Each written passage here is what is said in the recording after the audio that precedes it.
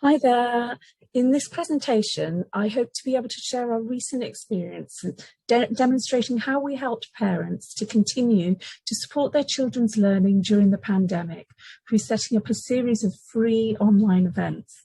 These were titled Navigo Home Events, and the aim was to encourage the use of the technologies we've developed as part of the European Union-funded H2020 iRead project to support learners struggling with reading to continue to develop their reading skills during this challenging time of school closures. So the title of my talk is Learning During a Pandemic with iRead Navigo at Home Events, encouraging technology use to support dyslexic learners struggling with reading. So my background. My name is Elizabeth Herbert, and I am Programme Director for the Masters in Specific Learning Difficulties Dyslexia, and I'm also Programme Route Leader for the Masters in Special and Inclusive Education on the Specific Learning Difficulties route. And I have been one of the principal investigators on the iRead project, working from the UCL Department of Psychology and Human Development, alongside my colleague Dr. Emma Sumner here at IOE UCL. And we've been working together with our colleagues from the UCL Knowledge Lab. The iRead project is led by Dr. Mina Vassalou, and made up of a large team of partners from 13 different countries who collaborated to develop a set of literacy apps. The main ones, Navigo Game and Amigo Reader. And our game designers here, there in the corner, are based in Leamington Spa, Fish in a Bottle. So what exactly is iRead? So iRead is a project that began over 4.5 years ago. It was grant funded by the EU Horizons 2020, and the aim was to develop personalised learning technologies to support the development of primary schools children's reading skills. Now, this is across Europe. It's interesting to point out that the DFE statistics show that 1/4 of children in the UK leave primary school without the necessary reading and literacy skills, which is a worry. The project was interested in how the same technology might support a range of different learners with developing their reading. And the 3 main learner groups that we focused on in this project were struggling readers, beginner readers, and English as a foreign language learners. So about Navigo Game. One of the apps we developed is this literacy game, Navigo Game, which was aimed at 5 to 11-year-olds with 15 game puzzles. And these game puzzles covered areas, linguistic areas such as phonics, also sight words, prefixes, suffixes, and grammar. It was co-designed by a group of expert academics and practitioners, including us at UCL, and it's currently being used by over 50 schools across the whole of Europe. And you can download this iRead for Android via the Google Play Store at the moment, but sadly it's not yet available for use on Apple devices. And it's good for me to point out that this is free to use. So I'm going to play a short trailer which demonstrates the app, which, as you can see at the beginning, won us a Serious Games Award.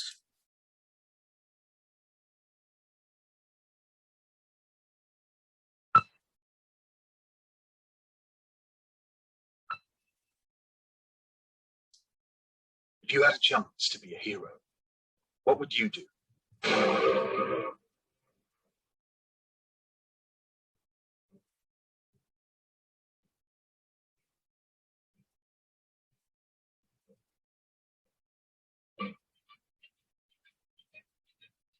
You could see mysterious people.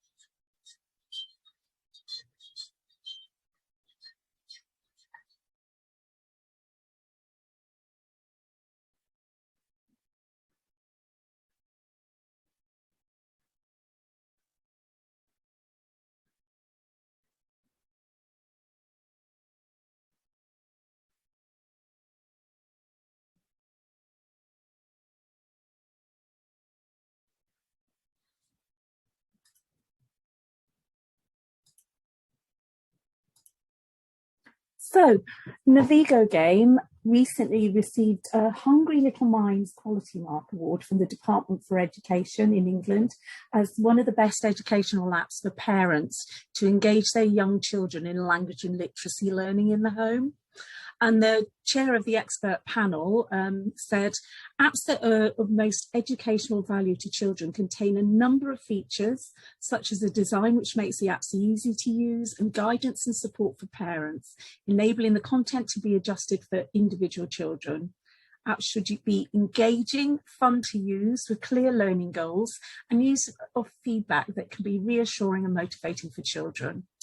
And all of the apps that were involved in the Hungry Little Minds campaign contain these features, and we're confident they can have a positive impact on children's literacy learning. So we know that our Navigo game fulfilled the recommendations, and this has been verified by user feedback. So why use technology to support literacy? Recently, technology has been invaluable in supporting learners during the pandemic, as you probably all know. We can only imagine how much more difficult things may have been if the pandemic had hit an era where technology use was less advanced. Imagine 20 years ago this happening.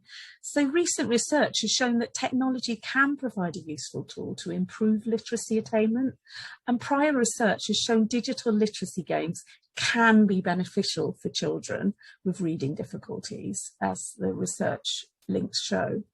However, we need a warning. Technology use does need careful planning and scaffolding, and it is critical to plan how technology will be used and embedded in order to improve pupil learning outcomes. So during the recent pandemic, children experienced unprecedented and extended time away from school, as you all know, and there was a rapid reliance on technology to support learning provision. Repeated lockdown periods, school closures, all meant technology was essential for continued learning. The term homeschooling, a relatively new term, resulted in additional challenges for parents and carers of children with special needs and disabilities. And according to research such as that carried out by Greenway and colleagues, many parents felt dissatisfied with the available support. Parents were expected to take on pedagogical roles without the training or the infrastructure that could provide the resources or support that was really needed. And this, we do have to point out that this was particularly challenging for parents of children with special needs and disabilities. Parents described feeling inadequate and unprepared, and often they were concerned that homeschooling had and would have a lasting negative impact on their child's education and mental health. So in response to the pandemic and to celebrate our recent award, the UK iRead project team developed a series of online interactive workshops, Navigo at Home, which were running over 30 weeks, with the aim to provide guidance and support for parents on using digital literacy apps at home to support literacy learning. Now, the resources and materials to accompany all the sessions were made available via sign up to the website, and they are on our website still. We organised 3 online learning events via Facebook online for parents and children whilst schools were shut in the first lockdown. Now, the first session, this was a general guidance session for parents on how to choose and use high quality reading apps with primary age children. The second session was more focused specifically on how to use reading games to support children with dyslexia. And the third and final workshop provided a special session, which was quite exciting because children were invited. It was led by Fish in the Bottle, our game designers, and the developers of the game were on hand to chat about how they designed the Navigo game and answer all those questions, including, had anyone found grandma, which is the object of the game, and the final mission. So sessions aim to support best practice and empower parents to build their confidence and make informed choices for choosing and using technologies. So this presentation is going to describe these 3 workshops and consider in detail the second workshop, Reading Games to Support Children with Dyslexia. The workshops focus on how technology can be harnessed to engage and motivate struggling readers at the same time as supporting parents during the pandemic. I'm going to play another short video now, which just shows a little bit about how Navigo can be used. And this is Navigo use in the classroom.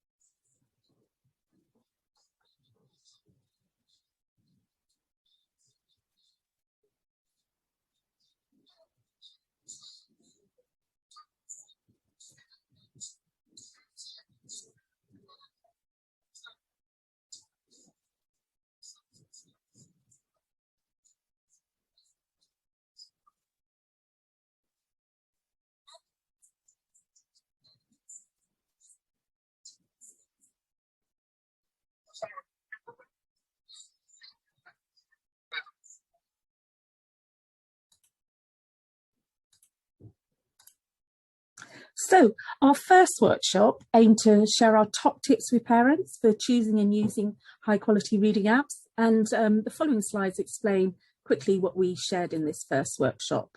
So lots of apps say they're educational, but you'll want to reassure yourself that that is the case as a parent and that they are right for your child. And this DFE feed, FEED criteria may help you check. So feed, is it fun? E, is it educational? E, again, engaging. Will the child, will it help your child if they get stuck? And D, is the design attractive and easy to use? So do have a look at those criteria on the website. So engagement in learning apps, there are different types of feedback that children know, so that children know how they are doing within the learning activity. So when you consider an app, you may want to ask some of the questions on these slides. So for correct answers, for example, feedback could be as simple as "you're right" or a tick, or more abstract. So incorrect answers are sometimes less explicit than for correct answers, so that the game avoids upsetting children, because after all, it's meant to be fun. So it's important to help recognise the different cues, help children recognise these to help understand what they are doing. So e.g. falling down a hole if you got the answer wrong. So if an answer is incorrect, the app may also tell the child what the correct answer is, or they may be expected to keep on trying until they reach the answer by themselves. So more app designers nowadays recognise the importance of actually involving children at the design phase, which is fantastic. And this is known in the research literature as participatory or co-design. And it's a design approach that we at the Knowledge Lab, our partners at the Knowledge Lab, their team have a lot of experience with. Children can have various levels of involvement with the design partners, and they inform the initial concept and can carry on being involved as testers of various different prototypes of a game. So, design for readability. There are some considerations when games are being designed, and we've particularly taken these into account with Navigo. So designers will have thought and planned about things such as the size of the text, the readability of the font, can this be customized, the background behind the text, what kind of graphics, whether music or sound can be turned up or down or off. There's definitely constraints for inclusion of text within a game, as it needs to fit within the design of the interface, so it can't always be easily changed. So parents would need to assess this before choosing a game for their child.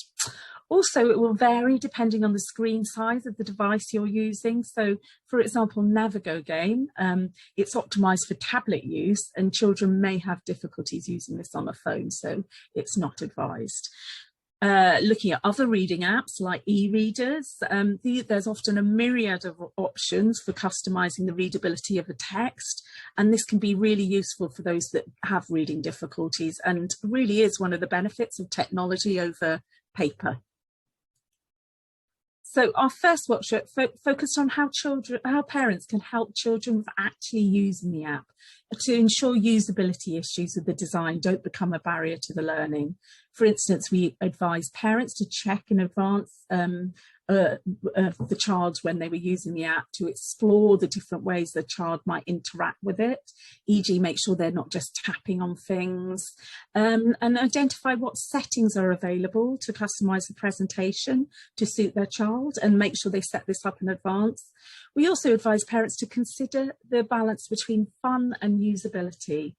Our children are so focused on overcoming the game challenge that they have forgotten entirely about the learning objective. So that's something we wanted to figure in. We also shared some things parents could do to support the child's use of the app. Just bear in mind, sometimes reading apps may require children to use particular skills, such as memory, counting skills, and they may not have always developed these skills yet. So, and these can be secondary to the key reading related learning objectives. So we advise parents to help support children in these areas without detracting from their learning. For instance, think about your child's strengths and difficulties when using apps, and do model use of app. So in the second session, the second live session, we shared specific advice with parents on how reading games could support children with dyslexia in their journey towards becoming skilled readers. Firstly, we explored the skills involved in becoming a reader, and we discussed the general teaching principles recommended for supporting primary children with dyslexia. We then considered how technology can support struggling readers, with a focus on our Navigo game. Now, parents welcomed this session as, due to the pandemic, they were all having to engage with technology for learning in a way that they may not have done before the lockdown. So the session provided them with advice on how to support their dyslexic children who were learning at home. Parents didn't always feel they had expertise to provide the support that was needed. I'm going to go through some of the recommendations that we shared with parents. So, a little bit about reading and what it is. To become a skilled reader, a learner needs to be able to read with accuracy and fluency, and to comprehend what they have read. This is a diagram of the simple view of reading, which is an interactive model showing that whilst reading is a complex activity, it can in fact be represented by two simple but interdependent processes, both of which are essential. These are word recognition, which is the ability to read words on the page, as represented by the vertical axis, and language comprehension, which is the ability to understand language, as represented by the horizontal axis. We can plot the developing skills of learners and target support accordingly. Children may experience varying difficulties in developing either of these skills, and dyslexic learners tend to be represented here in the top left-hand quadrant. They may have good language comprehension, but they may struggle to develop those essential word recognition skills. Now, this is Hollis Scarborough's reading rope, and it's a useful graphic representation of what skills are involved in the two processes described in the simple view of reading. And it consists of an upper and a lower strand.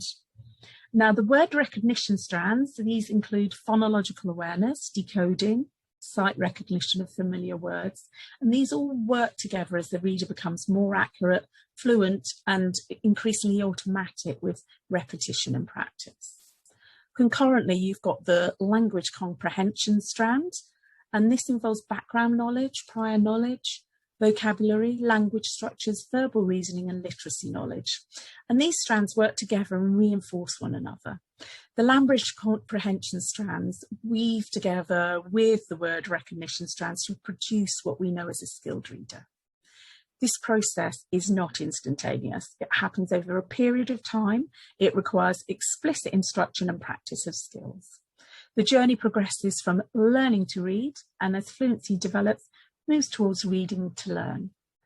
The Navigo app aims to support beginner readers to develop reading skills, accuracy, fluency and comprehension through engaging with the personalised content and the activities. So key elements of this ROSE definition, what is dyslexia, are still widely used in the UK. States that dyslexia is a learning difficulty primarily affecting the skills involved in accurate and fluent word reading and spelling. Characteristic features are difficulties in phonological awareness, verbal memory, and verbal processing speed. In the journey towards becoming a skilled reader, a child will need to learn to develop accuracy and fluency in word reading and spelling. And some learners, however, may struggle to develop these skills despite the high quality teaching going on in schools and at home, and they may need additional support. At the early stages, dyslexic learners may have difficulties with phonological awareness, which is identifying and manipulating oral language, such as the sounds, the words, the syllables, onsets and rhymes, and may struggle to develop phonic knowledge and skills, and that is the link between letters and sounds. They may also struggle to develop automatic sight word recognition, which will affect the development of reading fluency. So evidence from research, what can we do? It suggests intervention sessions for dyslexia need to have a strong systematic phonics structure. Sessions need to be frequent enough to ensure children's progress and to consolidate learning. And continuity of learning is important. So during the summer holidays, and now especially with the pandemic and the forced school closures, this makes things more difficult. Children at the moment may have gaps in their learning due to the gaps in schooling due to COVID, and the Navigo game could offer a way for children to continue their learning through gameplay which targets these gaps. There's certain teaching and learning principles which are recommended to support learners struggling with literacy: little and often, use of the senses, avoidance of learning confusion, shaping complex behaviour, and encouraging deep learning. And we often refer to this as metacognition, which is a bit of a buzzword, but means children working out the rules and strategies for themselves.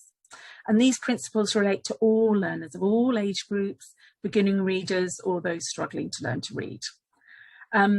Dr. Chris Singleton's literature review concluded that as well as being multisensory and phonologically based, key features of a specialist dyslexia teaching need to be structured, cumulative, and sequential. So, Brooks has regularly updated guidance looking at interventions for children with literacy difficulties with a section on dyslexia. And as there are so many apps available, we need to make sure that the apps children are using target their personal learning needs. iRead is a personalised learning tool, and teachers can use the lesson plans we've developed in the teaching handbook to accompany the apps.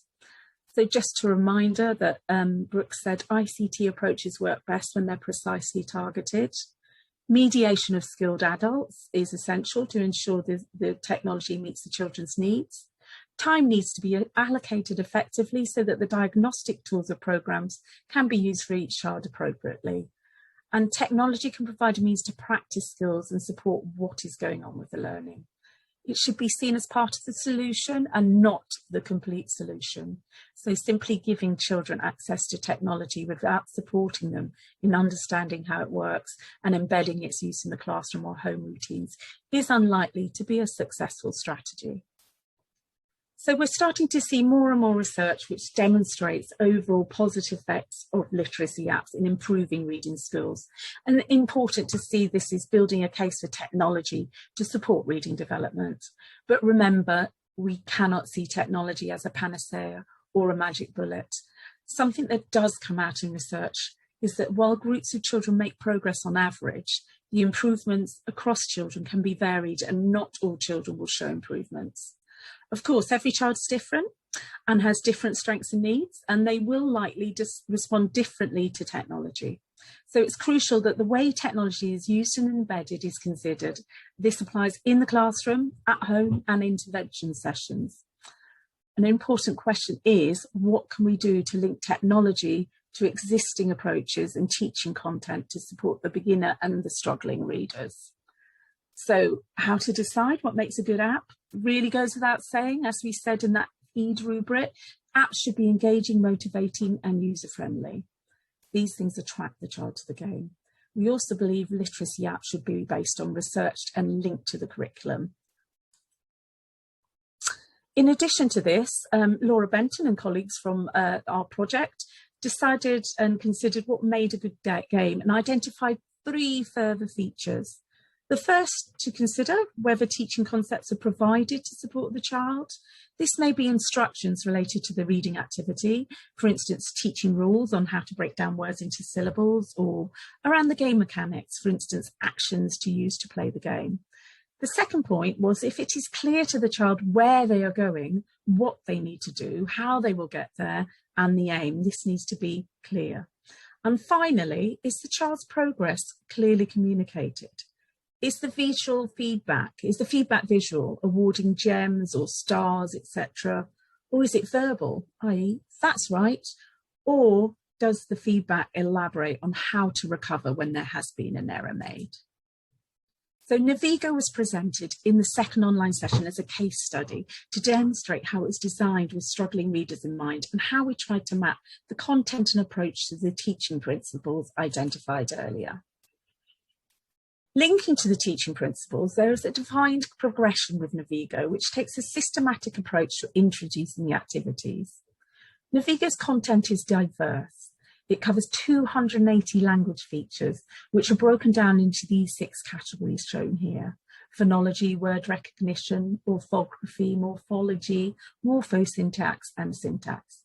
And these areas are defined in the supporting resources for this session. It also has an extensive dictionary, which means that children are exposed to a range of different words rather than repetition of the same words in each game. And the selection of these language areas were informed by theories of reading development and mapped to the primary curriculum. Phonics has a strong focus in early reading development, as we all know, in the UK, and there is a focus there, but importantly, the games are not limited to that, and there are opportunities to engage in activities that test these other important skills beyond phonology and at the sentence level. The progression used in the Navigo maps onto existing curriculum schemes and the order in which these skills are typically introduced. So Navigo game also takes a structured sequential approach to working on the language features. Children engage first in accuracy games where they practice applying the correct linguistic rule. For example, matching the sound they hear, a, with the visual form, so the letter A. They then progress to activities which require using and combining the skills they've learnt in context. This time, the games are more about constructing and manipulating sounds to make words. For instance, pulling together word tiles to create a word. And finally, once these skills have been mastered, the final stage is to engage in games that move towards automaticity, which are games that have a timed element and ask the child to respond quickly. For example, tapping on words that begin with a particular sound as quickly as possible. There are many short games that tap into these skills, which lends itself well to a little and often approach, and this structured gameplay provides many opportunities to practice skills and to learn. Finally, related to features that can be seen in Navigo, engagement is key, especially for children that lack motivation or enjoyment with reading. And Navigo has a personalised approach.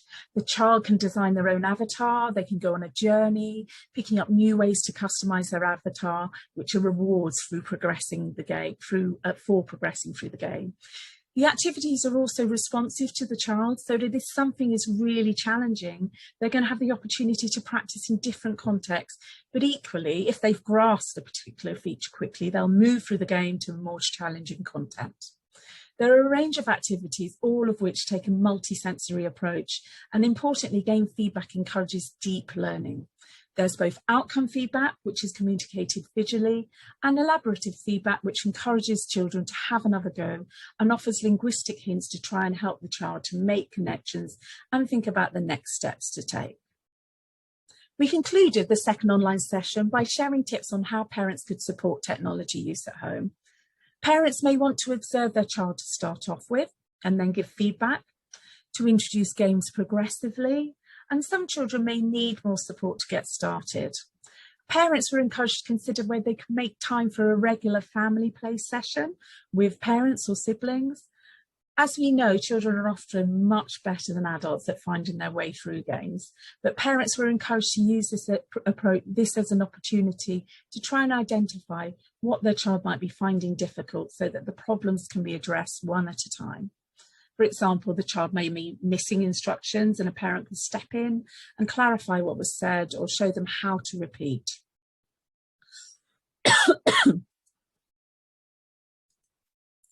In a study that observed the interactions of children with dyslexia while playing on apps, game talk was shown to be a window into the learning process. Listening to comments made by children could provide a wealth of information about how to further support these learners or when to step in. So it's important to encourage and take note of game talk. 3 main areas were identified at times needed scaffolding. It could be that some children need help with the mechanics of the games, e.g. how to move the avatar forward, how to select a response, or with more general support strategies such as reminding them to listen to the instructions or the feedback. Or it could be that the adult needs to help with demonstrating the linguistic rules. The idea of helping with linguistic rules has been shown more recently in a study that has come from the iRead project when working with struggling readers. Here we found that struggling readers are often receptive to what we know as outcome feedback, which is whether they've got the answer correct or not. But they may need further support with understanding more elaborative feedback. For example, if the feedback is look for a verb, this requires a level of metalinguistic knowledge, which perhaps could be scaffolded by the adult reminding the child that a verb is a doing word. It's also worth reflecting on the characteristics of dyslexia. Children may have working memory problems or processing difficulties, so this extra level of scaffolding may be really helpful. Metacognitive talk is also the buzzword, as I said, and this means to try and encourage children to think about how they complete tasks so that they may problem solve more efficiently. Parents were also encouraged to do this alongside or after technology use by asking some of the questions on this slide, such as, how did you do that? Why do you think that was the correct answer? What is it you're looking out for? What are your options here? Do you want to read them out yourself? Do you want me to read them out? These kind of questions encourage deeper learning as your child would move from just completing the games autonomously to reflecting on what they are doing and how they're doing it. Remember, short and sweet is to be encouraged. It's better to have short 15-minute sessions on technology every day than 1 hour long a week. So regular practice is important as well as obviously having fun. So the take-home messages for this session were that technology has many advantages for children with dyslexia, opportunities to revisit content and practice skills in a fun, engaging way, but technology use does require careful planning and scaffolding, and where possible should be linked with other areas of learning, such as the content in intervention sessions or the classroom. We know that in classrooms, learning occurs by exploring ideas, rehearsing content, and engaging in dialogue with the teacher or peers. Game-based learning can also try to take the same approach. So we would say to encourage game talk and where needed, step in to demonstrate a concept or offer support. Encourage children to verbalise what they're doing to problem solve. In our third and final iRead at home session, children and their parents were invited along through a Q&A with the Fish in a Bottle game designers. This was a really fun session and it was great to have the children. A few budding game designers were there. Good question and answer example. I'm going to show you a bit of a video here. So let me just move this to the correct place.